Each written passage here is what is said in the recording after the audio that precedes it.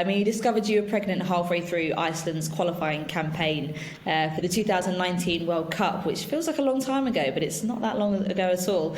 I mean, you were 26 at the time. Would you mind sort of telling us about your, thoughts and feelings when you first found out about that? I was playing for the Portland Thorns at the time. We had just won Germany away 3-2 in the qualification, and then we went to Czech Republic, and I just felt like I couldn't recover after the game. Obviously, the game against Germany was very hard. We traveled over to Czech Republic, and I was very tired in that game. And afterwards, I went to Iceland for a few days, and then on a holiday to Tenerife, where I figured I was pregnant. But it was a big shock to me, to be honest. Obviously, I was just 26. I was very young, but it was in 2017, and earlier that year, I was dealing with back injury. It was like, I didn't know that year it was going to be able to play in the Euros, but I got healthy like 6 weeks before, so I was able to play in the Euros that year.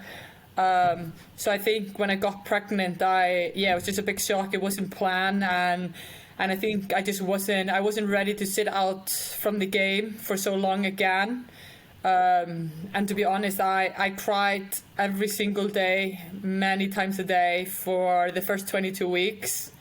I think I struggled just like how my body was changing, and I was very sick through my pregnancy, was throwing up almost from the day I figured I was pregnant until my son was born.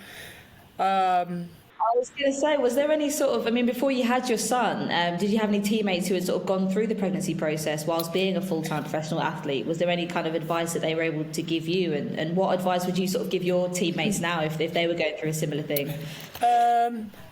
So we've had Icelandic players who had kids, but we have a semi-professional league in Iceland. So most of them who had their kids stayed in Iceland.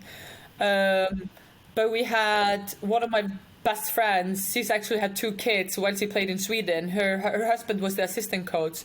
So I spoke to her a bit, and I spoke to the other girls who had played in Iceland after they had the kids, just to get a bit of advice. But I actually looked up a lot too. I started following Sydney Leroux on Instagram. She had her son 2 years before mine.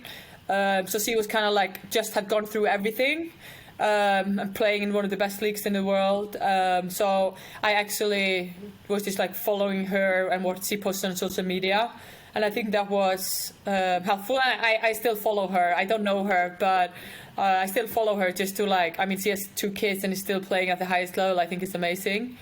And I think, to be honest, like when I had my son, I had him in Iceland, and then I went and play the year after or 6 months later for Portland. But it is hard playing in another country, being so far away from everyone. And I actually, even though Portland gave me a great support, it was very hard. So that's why we came back in 2020 in Iceland, and it just happened that was the COVID year. So a lot of the league got cancelled, but I was able to play in a semi-pro league in Iceland. But at the time, we had to take that time to figure how we were going to do it, because it's hard. And how are West Ham helping you with managing motherhood, and how is it sort of now that obviously your son's a little bit older, how are you kind of managing childcare at the moment? I think West Ham has always shown me a great support. They let me bring him into training, and sometimes I've actually brought my husband as well, just to they can come and be around. But sometimes when I've had him by myself, to be honest, I try to not bring him in too often. It's like it's a massive distraction for the squad. Yeah, it's a distraction, and I think also sometimes for me when I'm on the pitch, I don't want him be calling my name or be he actually thinks he's a part of the team. So if he wouldn't have anyone taking care of him, he would probably be running in the middle of the session, thinking he's one of us. I've actually not.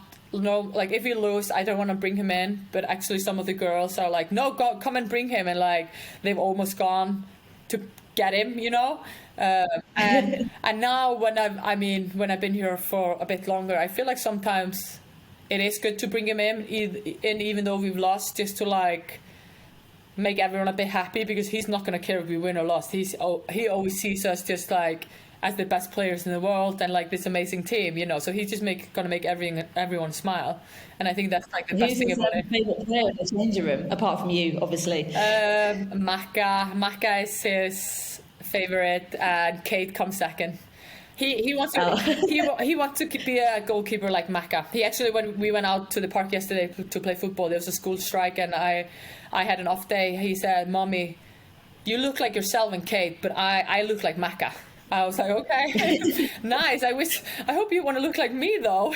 But yeah, he's all about Maka, and he wants to be a goalkeeper, and yeah. But Maka is a good role model as well, and she spoils him when he comes in, so she's one of his favorites.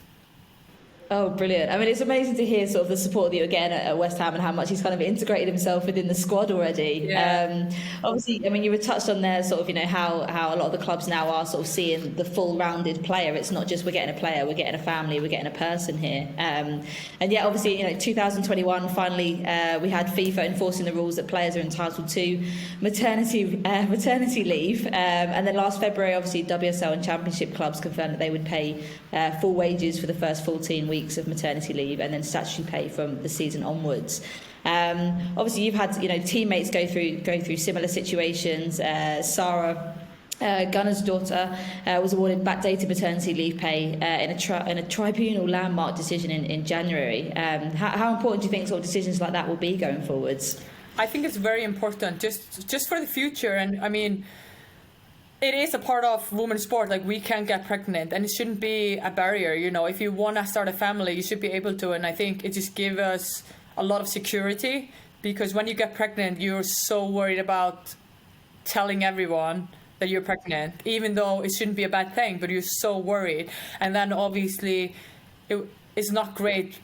You're worried about telling people you're pregnant, but also being worried about the salary, how you're going to live, like all that. So just like, having all this now settled, I think it's a massive security in the women's game, and I think now it's starting to be more of a norm, having a kid and having a comeback, and I think now, yeah, like girls who like think about starting a family, it's a bit easier now. It's like less worries they have to think about, and I think that's a big thing, because obviously, when you get pregnant, it is a positive thing. You should be smiling, and like, it's exciting times. I mean, it's the best thing to be a mom. So yeah, you shouldn't have to worry about things, you know. No, love that. I think, you know, obviously yourself having lived the reality of, you know, having some of these fears about how that would look in terms of your career and the impact that it would have, and now sort of going through a transitional period where you're seeing these reforms, you know, come in now. But what are your thoughts on what still needs to be done to, you know, improve the situation for footballers and their rights in terms of, you know, maternity leave and how they're treated during pregnancy? I actually, if I could change one rule all over, I absolutely hate the 1-year-old rule. I think it should always be up to the mom, because I think a lot of the time it just depends on the moms. I mean, I know moms who have their kids and they're excited to be gone, to have a bit like break, you know, while when I'm gone, all I'm thinking about it was Brynjar's doing, how much I would want him with me.